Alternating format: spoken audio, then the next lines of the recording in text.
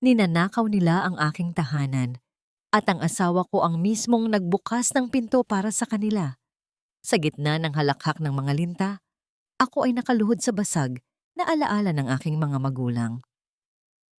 Wala kang kwentang asawa, ang huling hagupit ni Marco. Ngunit hindi nila alam, ang bawat luha ko ay mitya ng kanilang pagbagsak.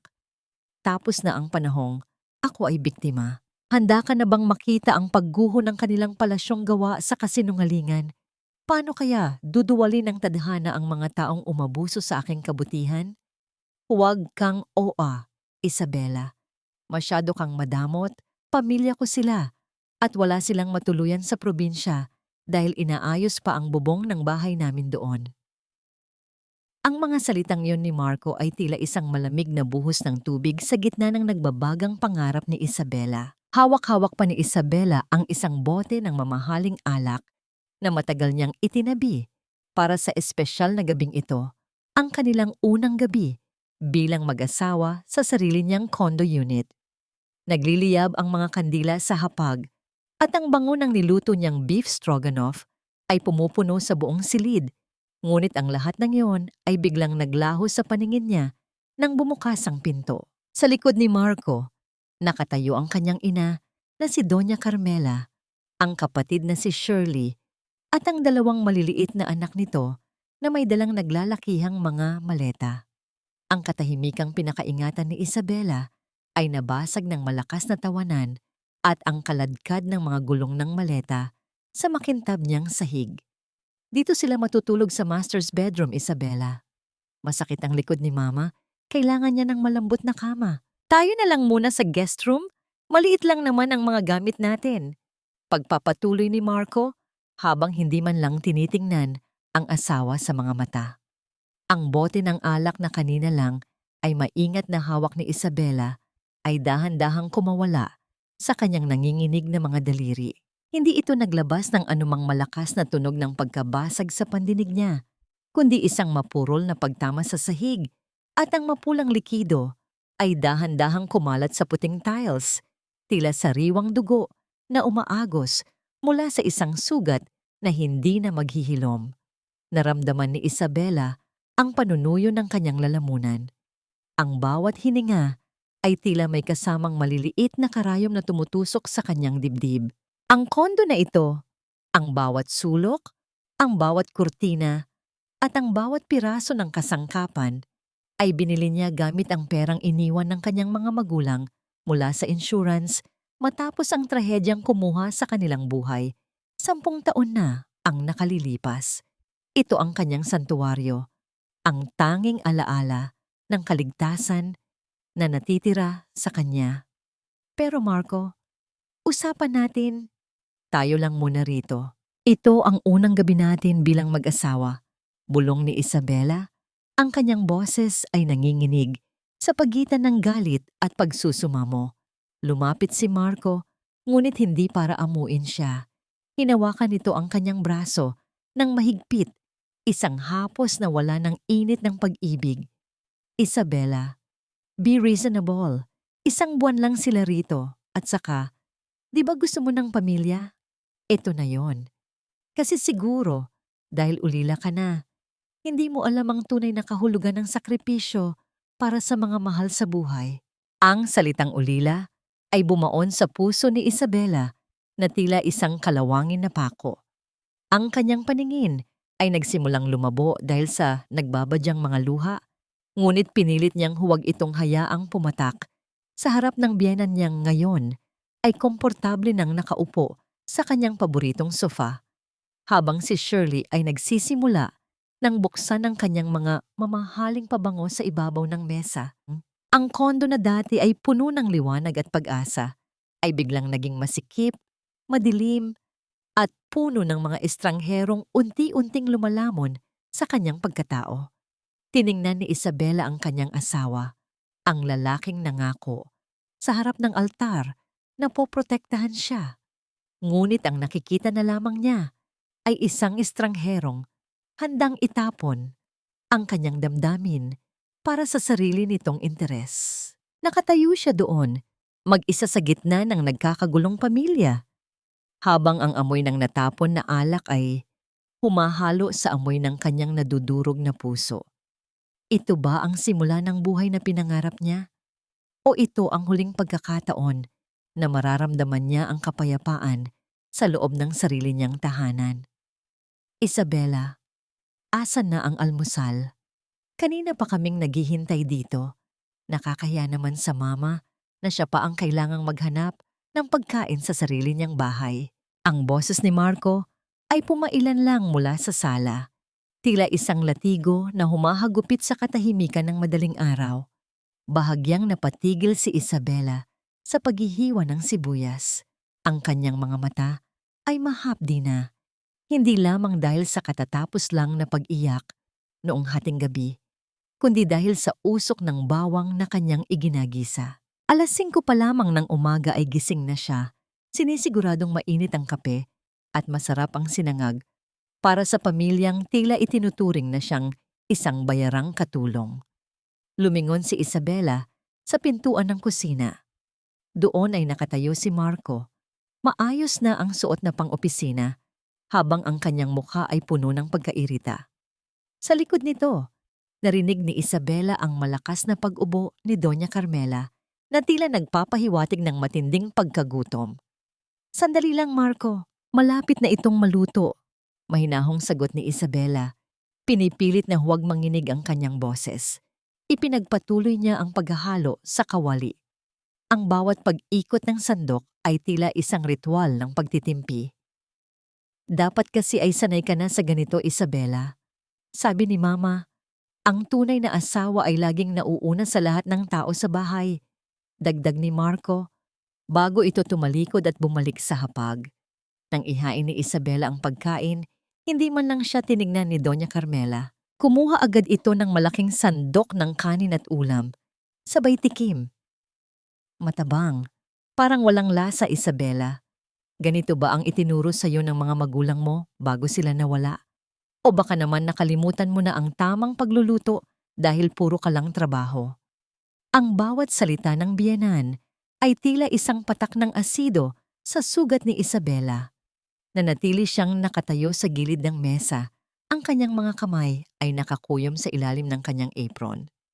"Pasensya na po, Ma. Dadagdagan ko na lang po ng asin." "Huwag na.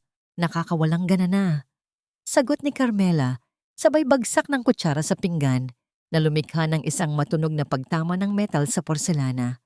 Sa gitna ng tensyon, pumasok sa kusina si Shirley. Nanlaki ang mga mata ni Isabela nang makita ang suot ng kanyang bayaw.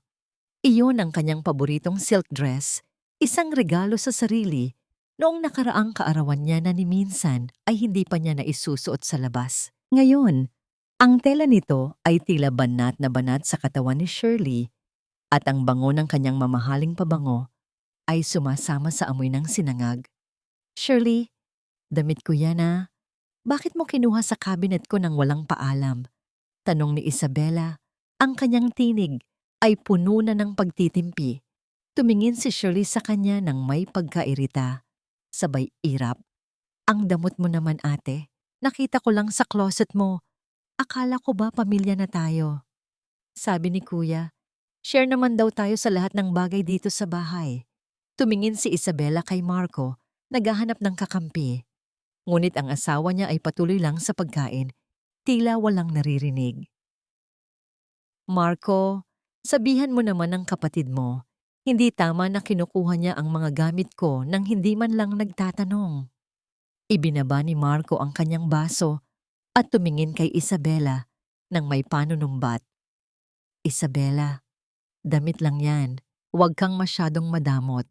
Isipin mo na lang na utang na loob mo sa kanila na narito sila para bigyan ka ng pamilyang matagal mo nang hinahanap. Huwag mong pairalin yang pagiging makasarili mo dahil lang sa mga material na bagay." Nanigas si Isabela sa kanyang kinatatayuan. Ang salitang utang na loob ay tila isang kadena na lalong humihigpit sa kanyang leeg.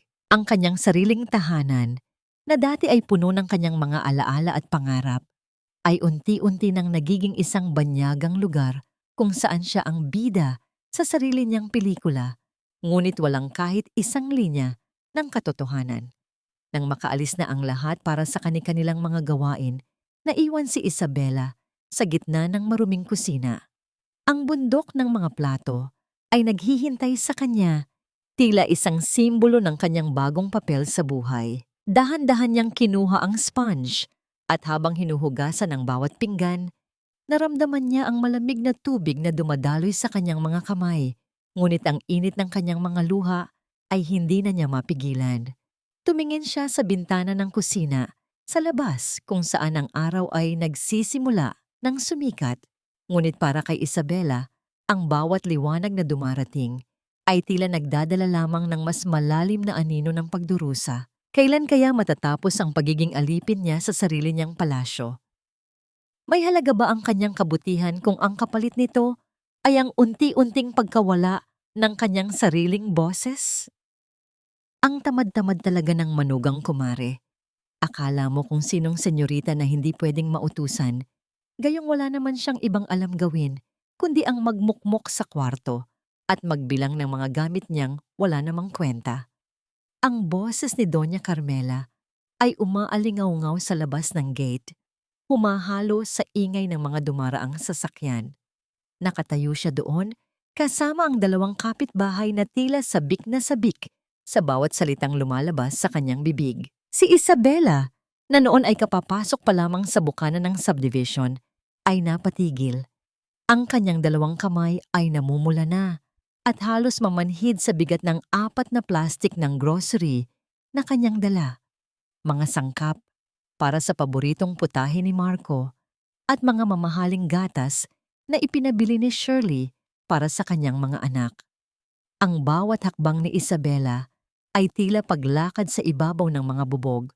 Ang mga plastik na hawak niya ay bumaon na sa kanyang mga palad, ngunit ang sakit sa kanyang balat ay wala pa sa kalahati ng hapdi na dulot ng mga salitang naririnig niya mula sa sarili niyang biyenan. Ay heto na pala ang ating prinsesa. Sarkastikong sabi ni Doña Carmela nang mapansin ang pagdating ni Isabela. Ang mga kapitbahay ay nagbulungan at nagtakipan ng bibig habang sinusuri si Isabela mula ulo hanggang paa. Ma, bakit niyo naman po sinasabi ang mga ganyang bagay sa ibang tao? Mahinang tanong ni Isabela. Ang kanyang boses ay tila isang kandilang unti-unting nauupos. Lahat naman po ng gusto niyo ay ginagawa ko. Kahit ang mga groceries na ito, ako ang nagbayad at ako ang nagbuhat. Isang mapait na tawa ang isinagot ni Carmela. Aba, Mare, tignan niyo. Siya na nga itong tinuturuan ng tamang asal. Siya pa itong may ganang sumagot. Kaya pala hirap kang magkaroon ng pamilya, Isabela, dahil wala kang galang sa nakatatanda. Sa gitna ng pangungutya, huminto ang sasakyan ni Marco sa tapat ng gate. Bumaba siya at agad na nakita ang tensyon sa pagitan ng kanyang ina at asawa. Ngunit sa halip na tulungan si Isabela sa mabibigat na plastik, lumapit siya kay Carmela at inalalayan ito sa siko. Ano na namang gulo ito, Isabela? Bakit mo pinapahiya si Mama sa harap ng mga kapitbahay? Galit na tanong ni Marco. Marco, hindi ko siya pinapahiya. Narinig ko siyang sinisiraan ako. Tumigil ka na, putol ni Marco. Ang kanyang tinig ay puno ng awtoridad at kawalan ng pakiramdam. Nakakahiya ka. Pumasok ka na sa loob. Huwag mong ipakita sa lahat na ganyan ang ugali ng asawa ko. Intindihin mo na lang si Mama, matanda na siya. Yan ba ang natutunan mo sa pag-iisa mo sa buhay? Ang maging mapagmataas? Tila nawalan ng lakas ang mga tuhod ni Isabela. Dahan-dahan niyang binitawan ang mga plastik ng grocery sa semento. Hindi niya na naramdaman ang pagtamaan ng mga bote sa lupa, kundi ang pagguho ng huling kuta ng kanyang tiwala sa kanyang asawa. Pumasok siya sa loob ng bahay na tila isang anino, habang sa likuran niya ay naririnig pa rin ang tawanan ni na Carmela at Shirley. Kuya, buti na lang at ikaw ang nagpapatakbo ng bahay na ito, narinig niyang sabi ni Shirley mula sa sala. Kung hindi dahil sa'yo, baka kung ano nang nangyari sa aming lahat. Ang swerte talaga ni Ate Isabela na napunta siya sa pamilya natin. Ang bawat salita ni Shirley ay tila laso na dahan-dahang kumakalat sa sistema ni Isabela. Naupo siya sa isang maliit na silya sa madilim na sulok ng balkonahe. Niyayakap ang kanyang sarili habang ang malamig na hangin ng gabi ay humahalik sa kanyang mga basang pisngi. Pakiramdam niya ay isa siyang bilanggo sa sarili niyang kaharian, isang estranghero sa lugar na itinayo niya mula sa kanyang sariling paghihirap. Sa gitna ng kanyang pagluha, napansin niya ang isang anino sa labas ng bakod. Si Gabriel, ang tahimik na kapitbahay na balita, ay isang mahusay na abogado, ay dumaan. Saglit itong napatigil at tumingin sa kanya. Walang salitang lumabas sa bibig ni Gabriel, ngunit ang lungkot sa kanyang mga mata ay tila nakikiramay sa pait na nararamdaman ni Isabela. Ilang minuto matapos itong umalis, napansin ni Isabela ang isang bagay sa ibabaw ng paso ng kanyang mga halaman sa tapat ng gate. Isang baso ng mainit na tsaa na may nakadikit na maliit na papel. Walang pangalan, ngunit ang init na nagmumula sa baso ay tila isang yakap sa gitna ng nagyayelong gabi. Dahan-dahang ininom ni Isabela ang tsaa. Ang init nito ay dumaan sa kanyang lalamunan hanggang sa kanyang dibdib na nagbigay ng panandaliang ginhawa sa gitna ng bagyo. Ngunit habang tinitignan niya ang kinang ng kwintas na suot ni Doña Carmela sa sala, isang kwintas na galing sa kanyang sariling alahas, isang tanong ang paulit-ulit na umaalingaw-ngaw sa kanyang isipan. Hanggang kailan ko kayang lunukin ang pait ng kanilang kawalang hiyaan? May hangganan ba ang pagtitiis ng isang pusong matagal ng uhaw sa tunay na pagmamahal? O hahayaan ko na lang bang tuluyan nilang nakawin ang aking buhay bago pa ako tuluyang magising? Nasaan ang kahon ko, Ma? Bakit wala na sa ibabaw ng cabinet ang kahon ng mga magulang ko? Doon ko yon iniwan bago ako umalis kaninang umaga. Ang boses ni Isabela ay nanginginig, hindi dahil sa galit, kundi dahil sa isang uri ng kaba na tila humahalo sa kanyang bawat tibok ng puso. Kakauwi lang niya mula sa palengke. Bit-bit ang mga mabibigat na plastik ng mga paboritong prutas ni Doña Carmela. Ngunit ang lahat ng pagod niya ay tila naglaho nang makitang bakante na ang sulok na itinuturing niyang pinakasagrado sa loob ng bahay. Dahan-dahang lumingon si Doña Carmela habang maingat na inilalagay ang isang hanay ng mga murang porselanang pigurin sa pinaglalagyan ng kahon ni Isabela. Yung lumang kahon na puro alikabok? Itinapon ko na sa labas. Masyadong nakakasagabal sa paningin, Isabela. Kailangan ko ng espasyo para sa mga koleksyon ko. Mas maganda itong tignan kaysa sa mga lumang riles at basahan na nandoon. Tila tumigil ang mundo ni Isabela. Itinapon nyo?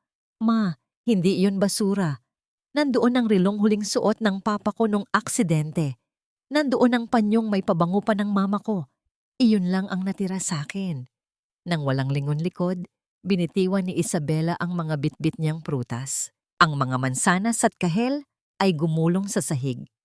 Nagkalat sa bawat sulok, ngunit wala na siyang pakialam. Patakbo siyang lumabas ng bahay, patungo sa malaking basurahan sa gilid ng kalsada. Nanginginig ang kanyang mga kamay habang pilit niyang binubuksan ang bawat itim na plastik. Ang amoy ng nabubulok na pagkain at dumi ay sumasama sa kanyang bawat hininga. Ngunit tila wala siyang nararamdaman. Hinalungkat niya ang lahat hanggang sa maramdaman niya ang matalas na dulo ng isang kahoy. Doon, sa ilalim ng mga tirang pagkain at dumi, nakita niya ang kanyang kahon. Wasak na, basag ang salamin ng relo ng kanyang ama at ang panyo ng kanyang ina ay puno na ng mantsa. Diyos ko, bakit? Bakit pati ito? Bulong ni Isabela habang ang kanyang mga luha ay nagsisimulang pumatak sa basag na mukha ng relo. Ang kanyang mga kamay ay puno na ng dumi at ang ilang bahagi ng kanyang palad ay nasugatan na sa paghalongkat. Ngunit niyakap niya ang wasak na kahon sa kanyang dibdib. Eksaktong pagdating naman ng sasakyan ni Marco. Pagbaba pa lang niya ay nakita na niya ang kanyang asawa na nakaluhod sa tabi ng basurahan, madungis at umiiyak ng malakas. Isabela, ano ba itong ginagawa mo? Nakikita ka ng mga kapitbahay. Mukha kang baliw na nangangalkal ng basura. Sigaw ni Marco habang hinihila si Isabela patayo. Itinapon ni Mama ang kahon ko, Marco. Ang huling alaala ng mga magulang ko, itinapon niya na parang basura. Pagsusumamo ni Isabela, umaasang sa pagkakataong ito ay maiintindihan siya ng asawa. Ngunit tila bato ang puso ni Marco. Dahil lang doon, dahil sa mga lumang gamit na wala namang halaga, gumagawa ka ng ganitong eksena. Nakakahiya ka. Pinagmumukha mong malupit si Mama sa harap ng mga tao.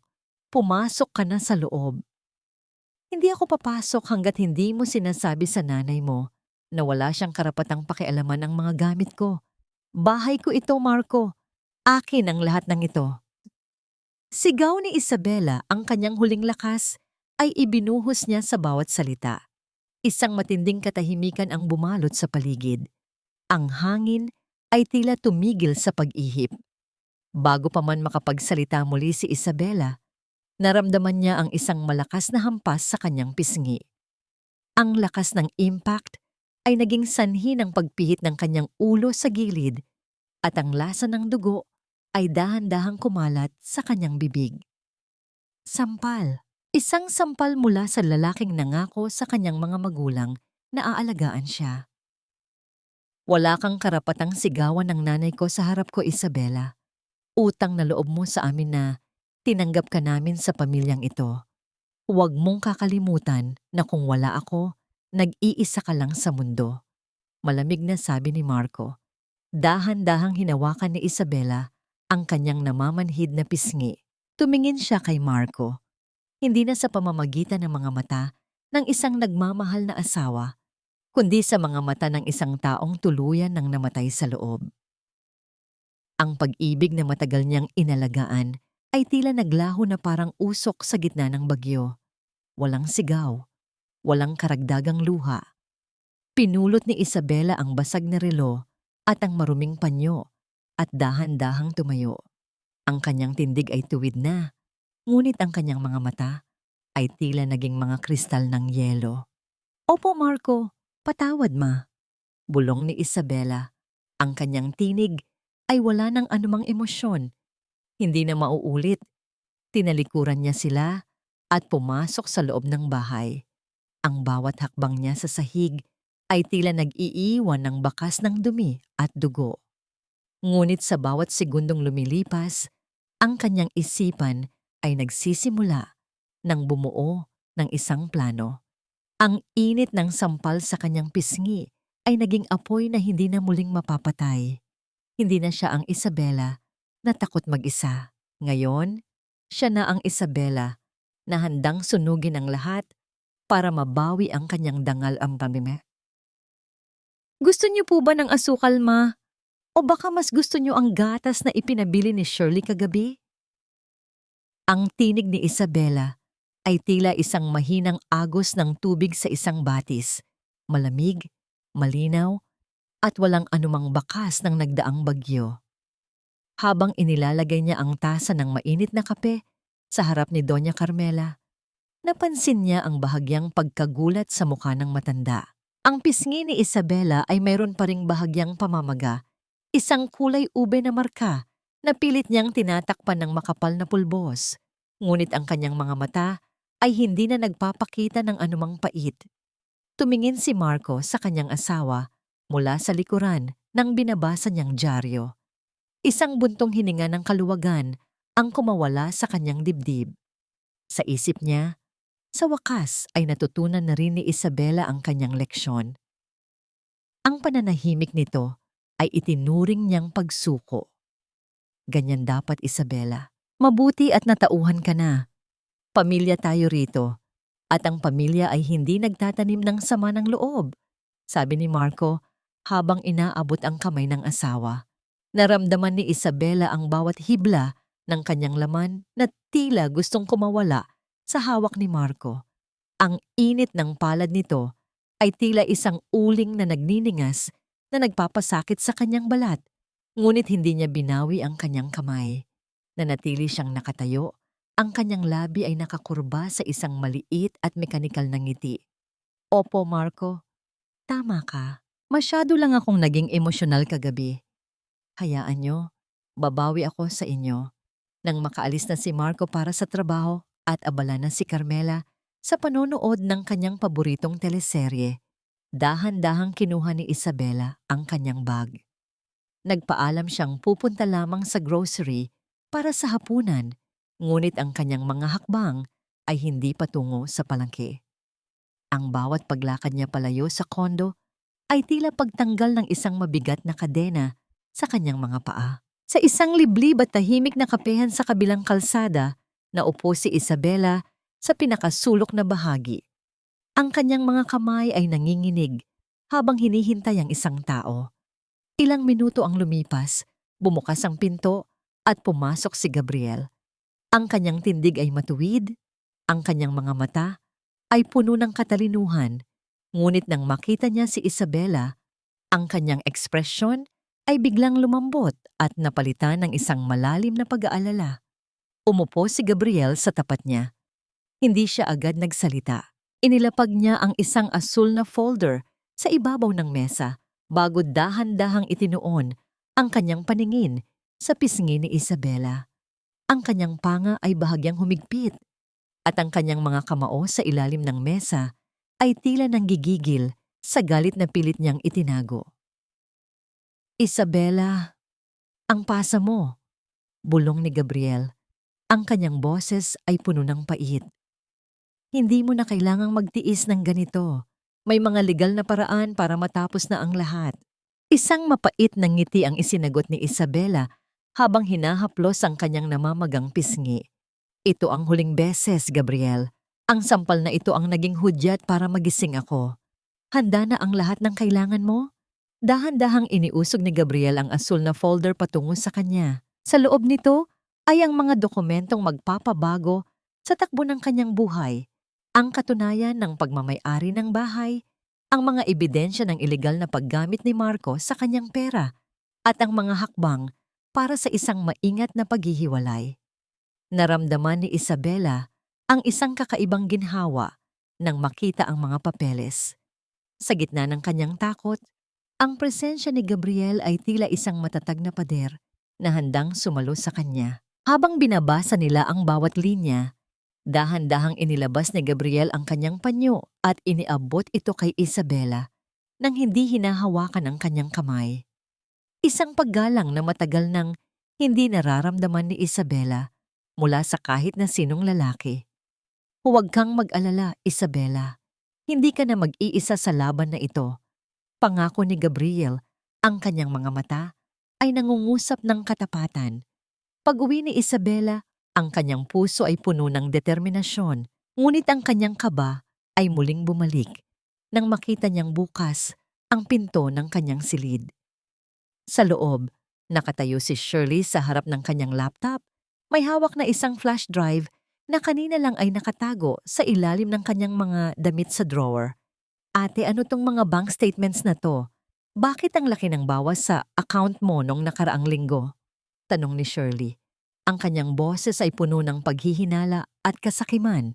Akala ko ba wala ka ng pera? Kaya hindi mo kami maibili ng bagong cellphone? Naniga si Isabela sa pintuan.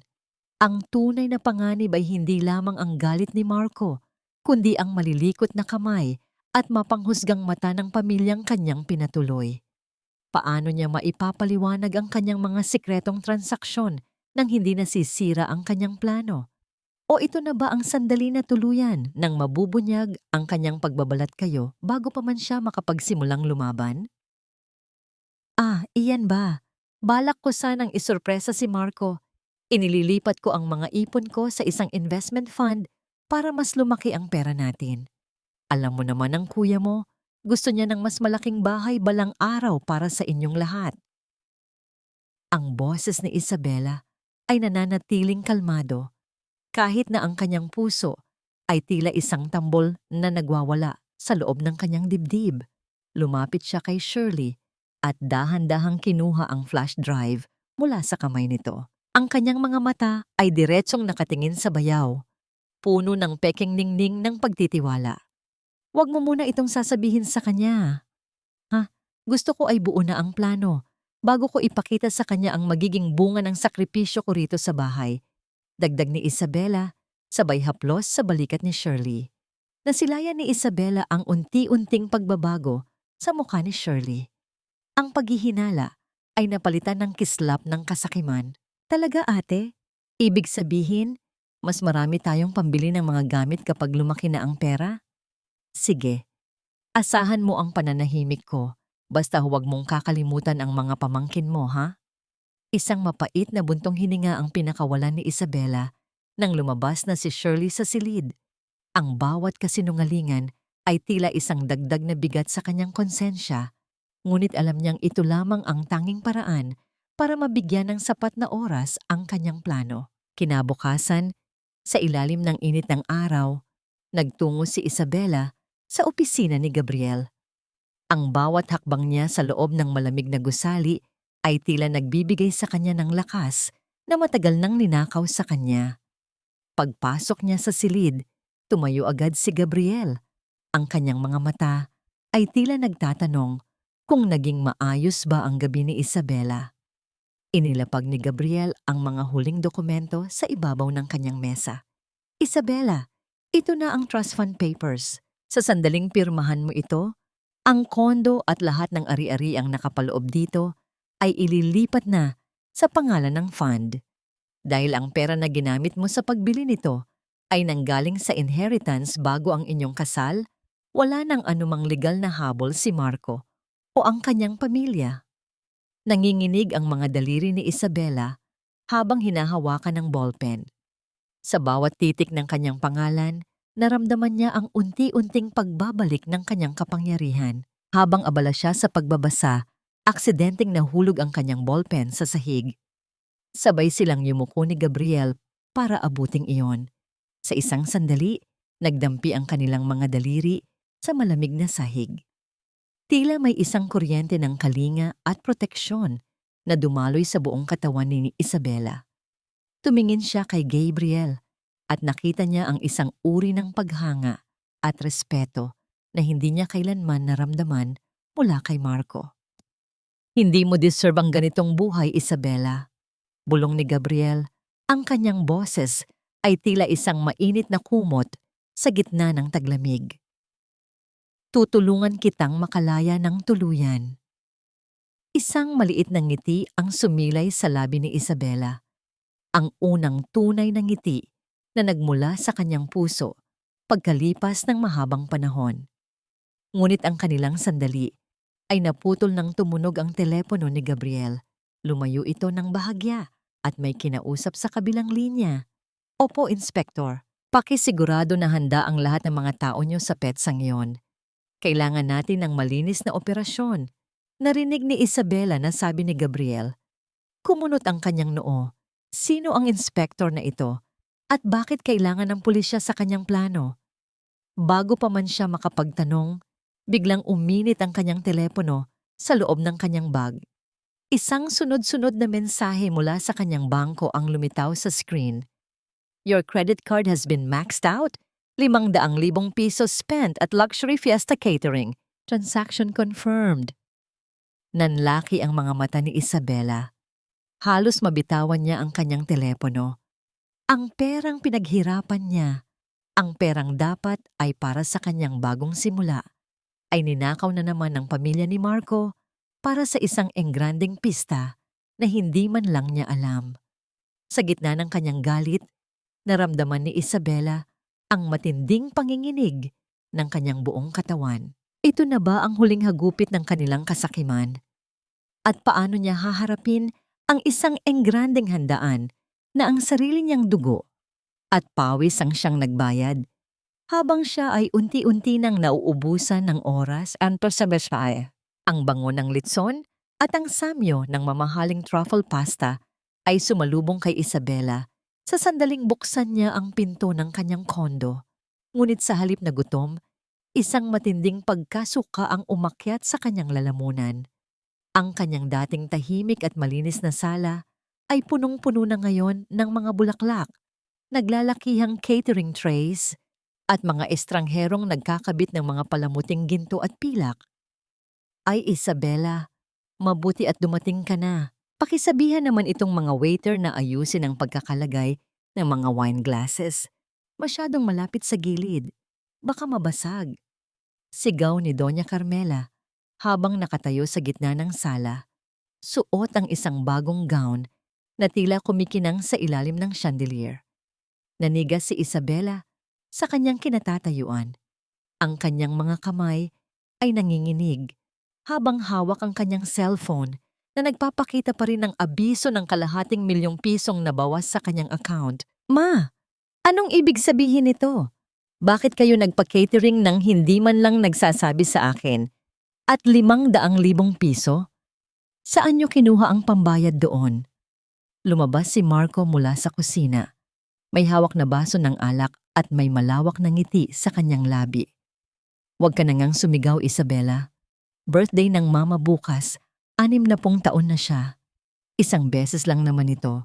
Ginamit ko ang credit card mo dahil iyon ang pinakamabilis na paraan. Di ba sabi mo? Investment ito para sa pamilya. Isipin mo na lang na investment ito sa kasiyahan ni mama. Isang mapait na tawa ang kumawala sa mga labi ni Isabela. Ang kanyang puso ay tila isang piraso ng basong unti-unting dinudurog ng isang mabigat na martilyo. Investment sa kasiyahan? Marco, pera ko yun. Pinagtrabahuhan ko yun ng puyat at pagod. At ginamit nyo ng walang paalam. Isabela, tumigil ka na. Putol ni Marco.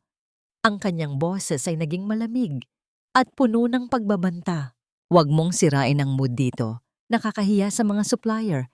Isipin mo ang utang na loob mo sa amin. At saka, tignan mo si Shirley, masaya siya. Ngayon lang kami makakaranas ng ganitong karangyaan. Sa sulok ng kanyang mata, nakita ni Isabela si Shirley na naglalakad sa harap ng salamin. Suot nito ang kanyang diamanteng hikaw at ang kanyang mamahaling relo. Bawat galaw ni Shirley ay tila isang insulto sa lahat ng paghihirap ni Isabela. Hindi na lamang ito simpleng pagtira sa kanyang bahay. Ito ay isang ganap na pagsakop. Sila ay mga linta na unti-unting sumisipsip sa kanyang huling patak ng dugo. Dahan-dahang huminga nang malalim si Isabela. Pinilit niyang pakalmahin ang kanyang nagwawalang sistema. Hindi siya pwedeng sumabog ngayon. Kailangan niyang maging matatag para sa huling yugto ng kanyang plano. Kinuha niya ang kanyang telepono at naglakad patungo sa balkonahe, malayo sa ingay ng paghahanda. Gabriel, bulong ni Isabela sa kabilang linya. Ang kanyang tinig ay nanginginig sa galit. Ituloy na natin ang phase 2 mamayang gabi. Hindi ko na kaya. Ninanakawan na nila ako sa harap ng aking mga mata. Nakahanda na ang lahat, Isabela. Sagot ni Gabriel. Ang kanyang boses ay tila isang matatag na angkla sa gitna ng bagyo. Mag-ingat ka. Huwag kang magpahalata. Sa oras na magsimula ang pista bukas, iyon na rin ang simula ng kanilang pagbagsak. Di nang bumalik si Isabela sa loob. Nakita niya si Marco na nakatayo sa tabi ng kanyang kama. Hawak ang kanyang maliit na itim na bag kung saan nakatago ang mga orihinal na titulo at ang kanyang passport. Ang kanyang puso ay tila tumigil sa pagtibok. Ang bawat segundo ay naging kasing bagal ng pagpatak ng tubig sa isang sirang gripo. Saan ka pupunta nang may dalang bag, Isabela? Tanong ni Marco. Ang kanyang mga mata ay nanlilisik at puno ng paghihinala. Bakit tila nagmamadali ka? May itinatago ka ba sa akin? Ang katahimikan sa loob ng kwarto ay naging kasing bigat ng isang dambuhala. Naririnig ni Isabela ang malakas na kabog ng kanyang sariling dibdib, tila isang babala ng panganib. Paano niya malulusutan ang mapanuring mata ng asawang ngayon ay tila nakakaamoy na ng kanyang pagtataksil.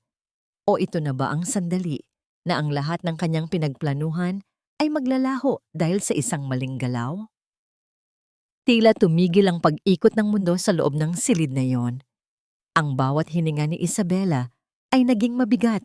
Tila may isang dambuhalang nakadagan sa kanyang dibdib habang pinapanood ang mga daliri ni Marco na nakahawak sa kanyang maliit na itim na bag.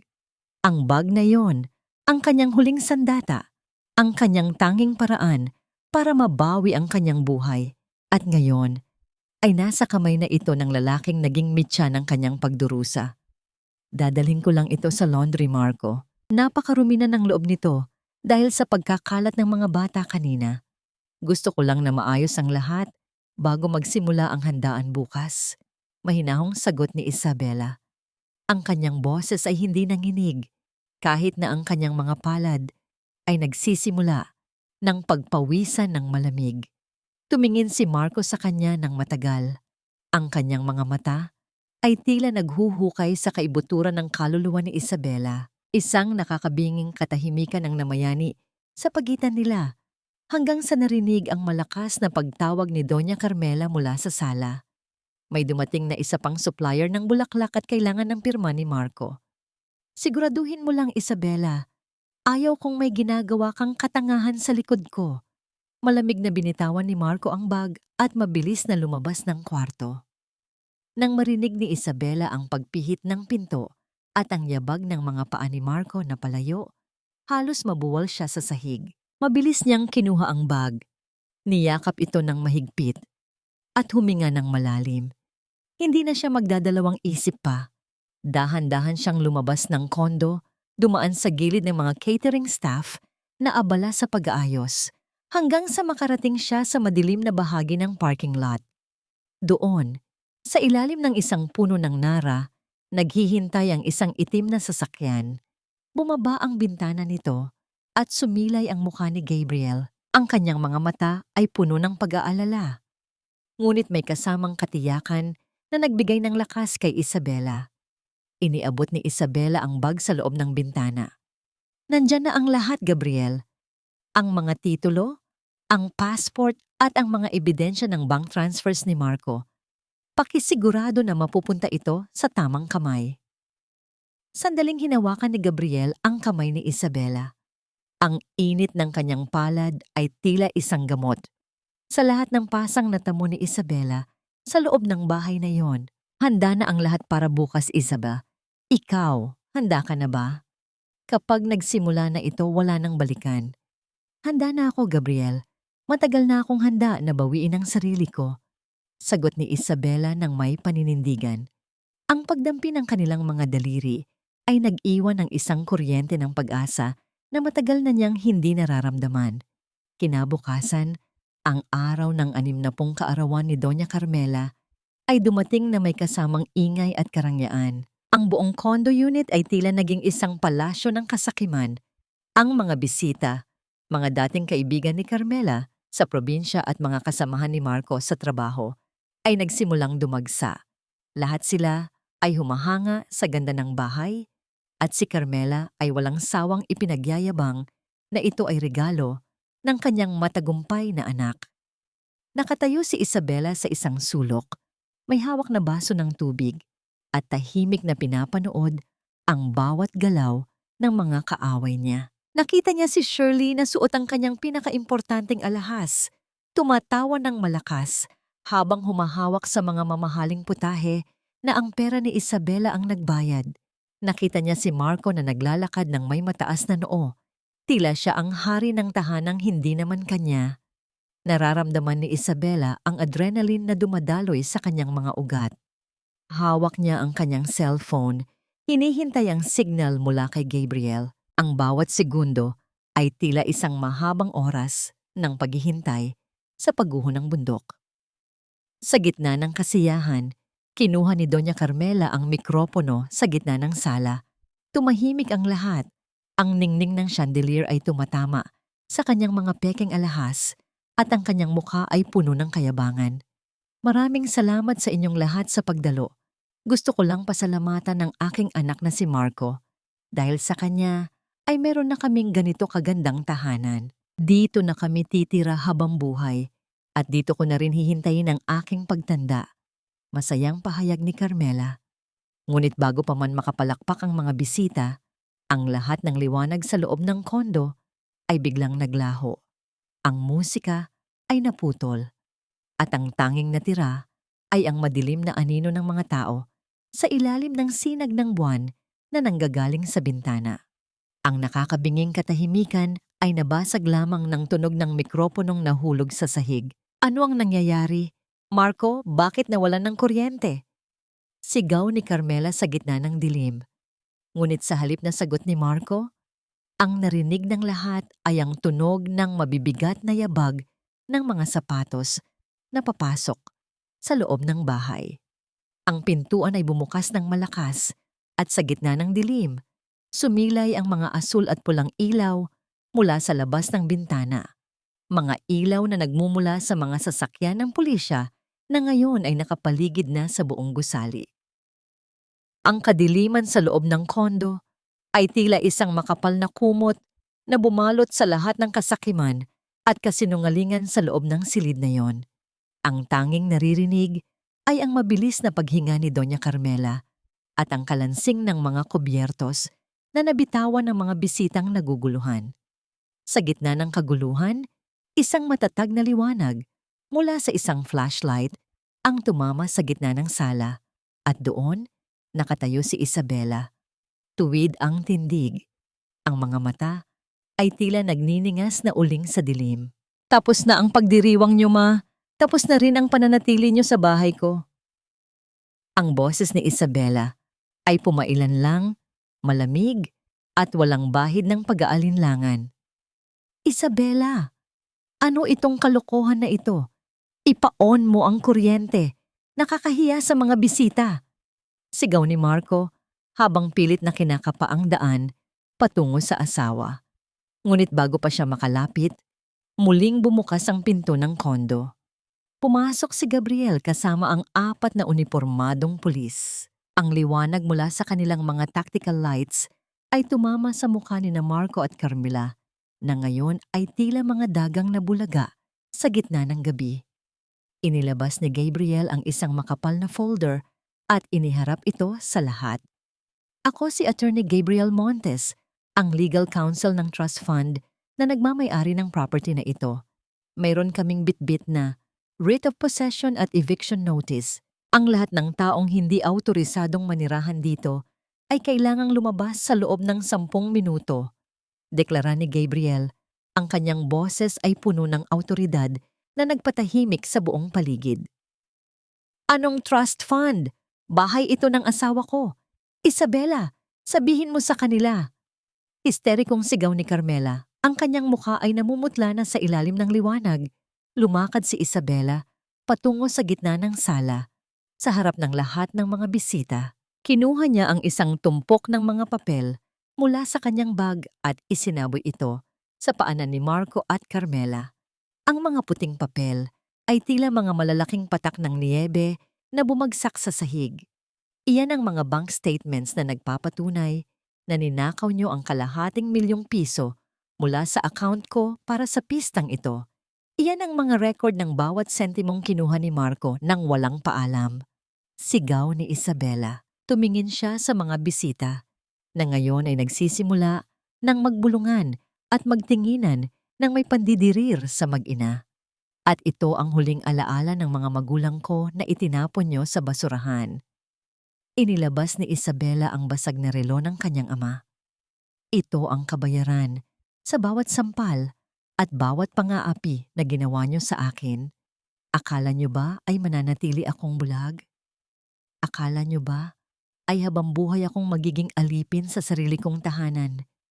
Pamilya tayo, Isabela. Paano mo nagagawa ito sa amin sa harap ng maraming tao? Pagmamakaawa ni Marco, sinusubukang gamitin ang huling barahan ng gaslighting. Pamilya. Ang pamilya ay hindi nagnanakaw. Ang pamilya ay hindi nananakit. Ang pamilya ay hindi sumisira ng mga sagradong alaala. Sagot ni Isabela. Tinalikuran niya ang asawa at tumingin sa mga pulis. Inspektor, pakilabas na po sila at pakisigurado na walang anumang gamit ko ang madidikit sa kanilang mga kamay.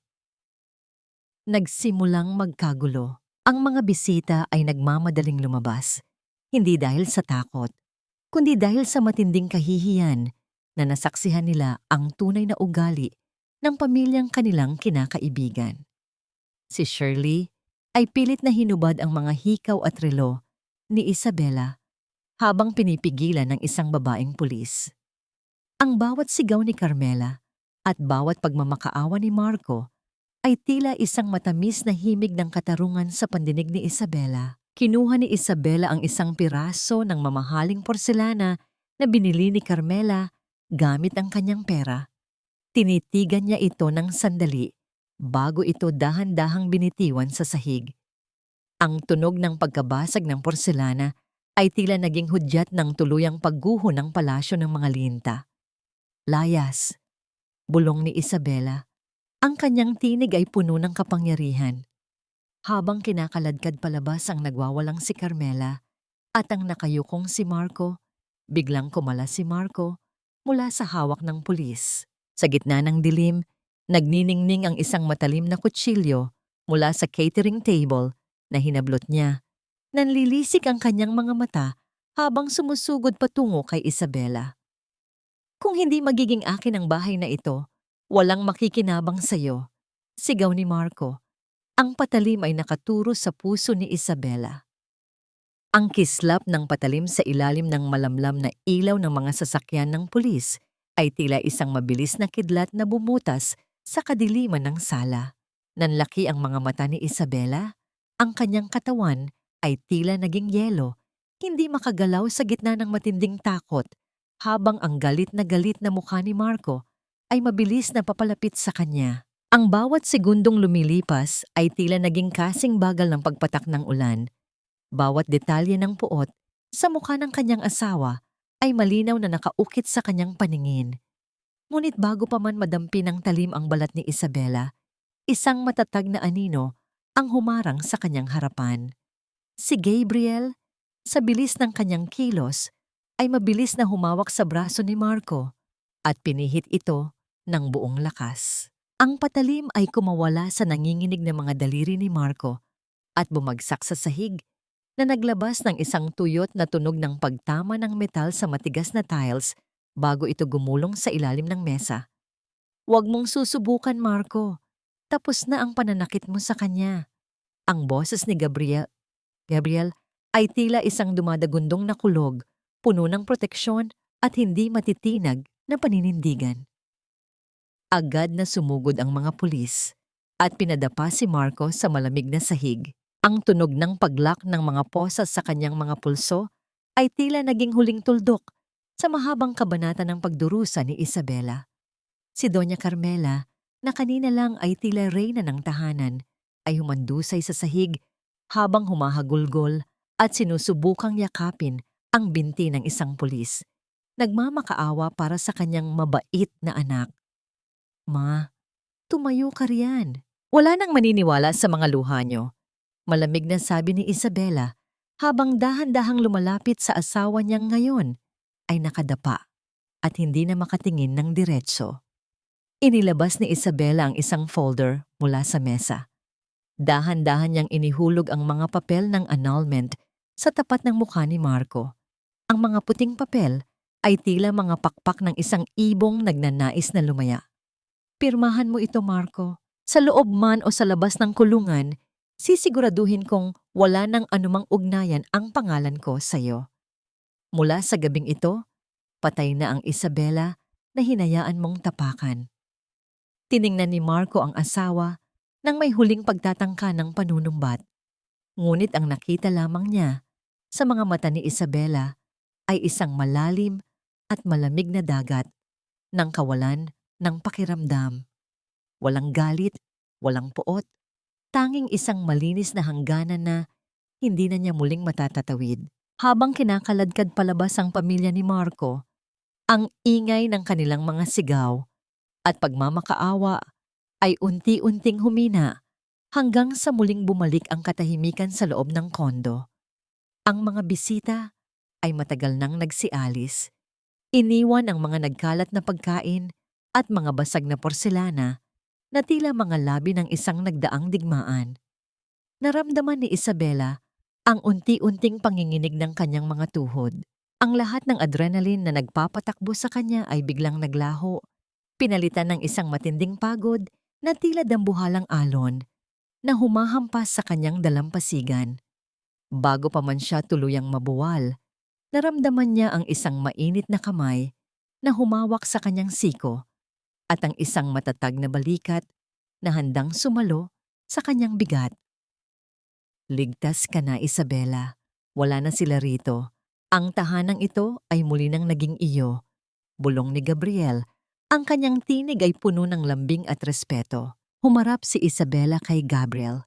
Sa unang pagkakataon sa loob ng mahabang panahon, ang kanyang mga luha ay pumatak. Hindi dahil sa sakit, kundi dahil sa purong kalinga at ginhawa. Iniyuko niya ang kanyang ulo at isinandal sa dibdib ni Gabriel, nakikinig sa matatag at mahinahong tibok ng puso nito na tila isang himig ng bagong simula. Tiningnan ni Isabela ang kanyang malinis na kamay. Wala na ang dumi ng basurahan, wala na ang nanginginig na takot. Ang bawat sulok ng kanyang kondo ay tila muling humihinga, malaya sa mga anino ng mga linta.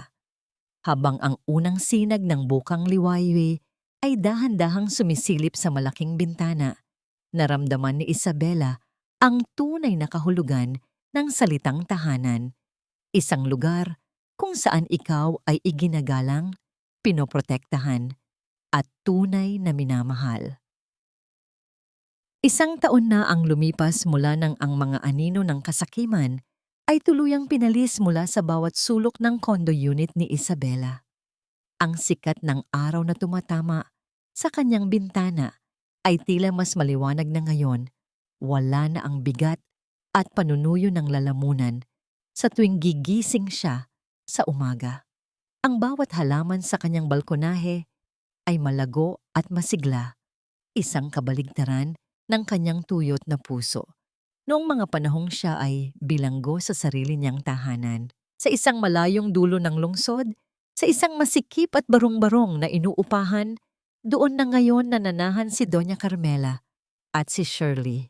Wala na ang mga kumikinang na alahas, wala na ang mga mamahaling damit na ninakaw mula sa cabinet ni Isabela. Ang tanging naririnig sa kanilang maliit na silid ay ang walang katapusang pag-aaway at ang reklamo ni Carmela tungkol sa kanyang sumasakit na likod habang pinapanood si Shirley na naglalabada ng mga damit ng ibang tao para lamang may pambili sila ng tuyong isda para sa hapunan.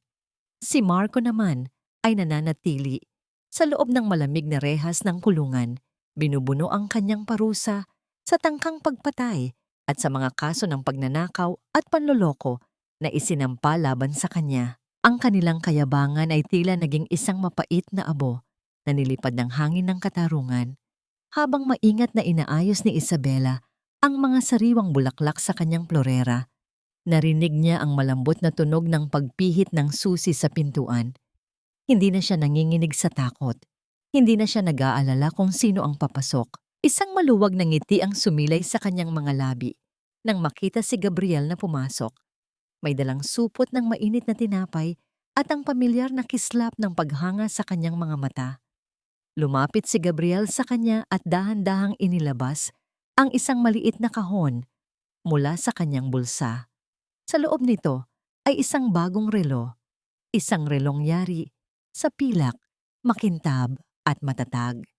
Hindi ito ang relong sinira ng nakaraan, kundi isang simbolo ng bagong oras at buhay na magkasama nilang bubuuin. Isabela, para sa bagong simula ng ating panahon, bulong ni Gabriel habang maingat na isinusuot ang relo sa pulso ni Isabela. Ang pagdampi ng kanyang mga daliri ay puno ng pag-iingat, isang haplos na hindi kailanman naglalayong manakit, kundi magpagaling. Isinandal ni Isabela ang kanyang ulo sa balikat ni Gabriel, ninanamnam ang amoy ng kape at ang kapayapaang matagal niyang ipinaglaban. Salamat, Gabriel. Salamat sa pagtuturo sa akin na ang tunay na tahanan ay hindi lamang pader at bubong, kundi ang respeto at pagmamahal na hinahayaan kang huminga ng malaya. Napatawad na ni Isabela ang kanyang sarili sa pagiging marupok noon. Natutunan niyang ang pagpapatawad ay hindi nangangahulugang pagbabalik sa mga taong sumira sa iyo, kundi ang pagbibitiw sa puot upang makalakad ng tuwid patungo sa hinaharap. Nakahanap siya ng ganap na kapayapaan sa gitna ng kanyang sariling katahimikan. Ang aral na kanyang baon ay malinaw. Huwag hayaang gamitin ng sinuman ang salitang pamilya o utang na loob para dambungin ang iyong dangal. Ang pagtatakda ng hangganan ay ang pinakamataas na uri ng pagmamahal sa sarili. Habang naglalakad sila ni Gabriel patungo sa hapagkainan, naramdaman ni Isabela ang matatag na tibok ng kanyang puso. Wala na ang takot, wala na ang pagiging ulila. Dahil sa dulo ng lahat ng bagyo, natagpuan niya ang pinakamahalagang bagay na ninakaw sa kanya, ang kanyang sariling halaga.